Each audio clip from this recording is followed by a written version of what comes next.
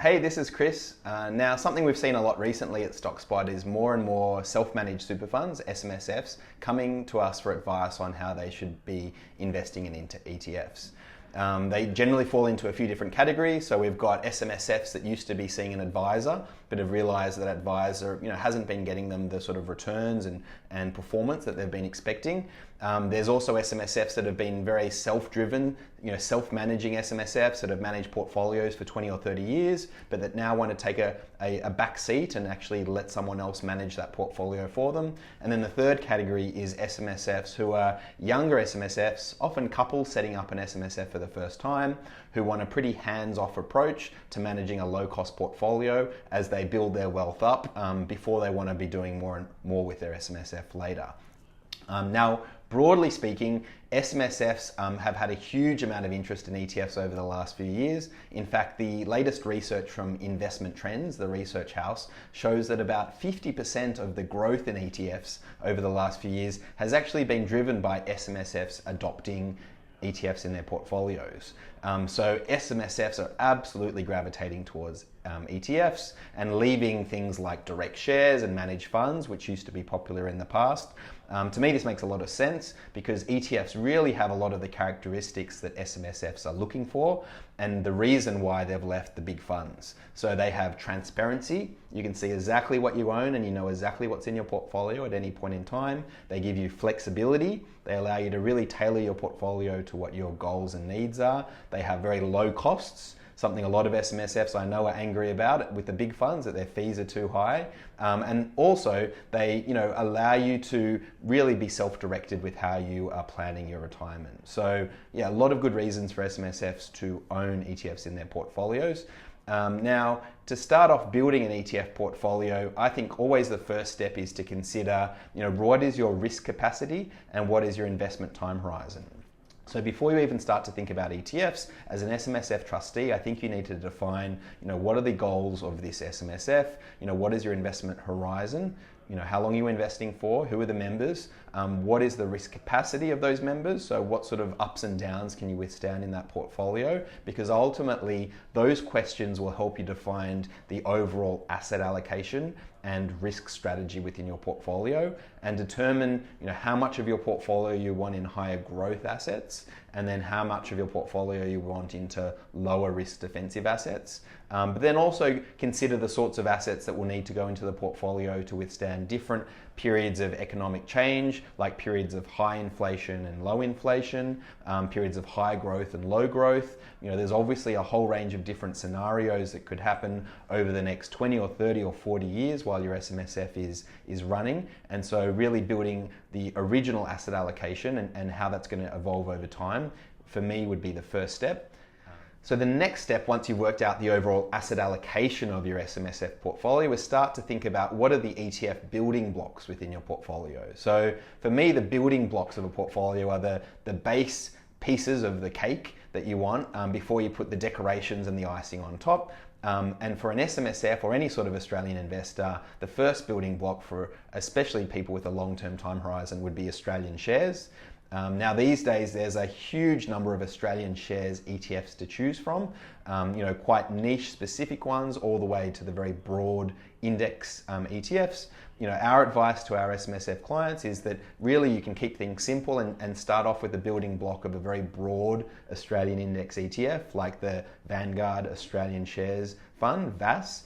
We recommend that to all of our SMSF clients because it gives you broad exposure, low costs, and a great range of companies listed in Australia. The next building block for an SMSF portfolio should be global shares. So global shares, based on all of the research into SMSF holdings, are really under-owned by a lot of SMSFs, and unfortunately self-managed super funds have really missed out on the great performance that have come from global shares over the last 10 years. So it's something that ETFs really allow you to get exposure to. Again, just like Australian shares, there's a huge range of different global share ETFs available. But for our clients, we like to keep it quite simple because we think it's really all you need to get great performance. We split the global economy into two groups. One is the emerging market countries. So these are countries like China and India and Russia that are less developed but tend to have faster growing economies. And then the developed markets like the US and Europe and Japan. And we actually buy one ETF to cover each of those markets. And by adding those together, you get a pretty well-rounded global exposure in your portfolio. The third major building block within an SMSF portfolio we think is defensive assets. Now this is again something that I think most SMSFs don't have in their portfolios, and the studies would back that up. A lot of SMSFs think that just having a bit of cash in their SMSF characterizes all the defensive assets they need, but unfortunately cash isn't actually a great defensive asset because it doesn't help you cushion the growth part of your portfolio shares when they fall. The part of the defensive assets that SMSFs are lacking the most tend to be high-grade government bonds, which do tend to perform well when shares do badly. And then we think as well gold. Now gold has this fantastic characteristic where when bonds and shares are both doing poorly because of environments like high inflation, gold does well in your SMSF portfolio. So we think it's something that belongs in all SMSF portfolios as well, even though it doesn't need to be a large percentage of your portfolio. So those three groups, Australian shares, global shares, and defensive assets, make up the large building blocks of your portfolio. Then as an SMSF, the next group of ETFs you might want to look at are more thematic or niche ETFs. Now, obviously, the reason a lot of trustees have decided that an SMSF is right for them is because of the ability to have more flexibility, and ETFs that are following more niche specific areas of the market do give you this flexibility. It's the reason at StockSpot we give our SMSF clients the ability to pick 3 different thematics for their portfolio, just to give that extra bit of flavor and control. Some of the more popular ETF thematics that we see for SMSF clients are themes like property, both Australian and global, infrastructure, inflation protected bonds. These are all slightly different flavors on the Australian government bonds and gold that we put in all portfolios, as well as themes like high dividend shares. And that's probably the most popular that we see with SMSFs. SMSFs have a big preference for having high dividends in their portfolios because of tax reasons and other reasons, and so having the ability to really juice up the dividends of your portfolio is something we see as quite popular.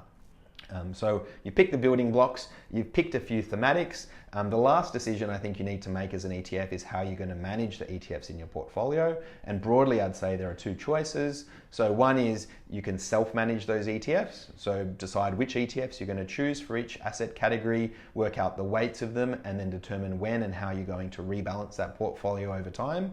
If you're an SMSF in that camp that really wants to be self-driven and self-manage, I'd recommend downloading the StockSpot ETF Research Report. So this is a report we put out every year that covers the ETF market and gives our views on the right types of ETFs for your portfolio, but also the sort of characteristics you should look for when choosing an ETF. And that's available under the Learn section of the StockSpot website. The other group of SMSFs that we do see a lot more at StockSpot are people that now want to outsource the managing of at least that core part of their portfolio, and that's something that StockSpot does. If you're an SMSF that does want to do a bit less, doesn't want to manage the selection of ETFs, working out the right weights of them based on your investment time horizon, as well as managing the rebalancing and tax, then coming to StockSpot for that is something you can do. And if you're interested, you can visit stockspot.com.au/SMSF, where we have more details about how we manage portfolios for our SMSF clients. If you like this video and want to hear more about ETFs and investing into ETFs as an SMSF, please subscribe below, and you can see some of the videos we produce every week.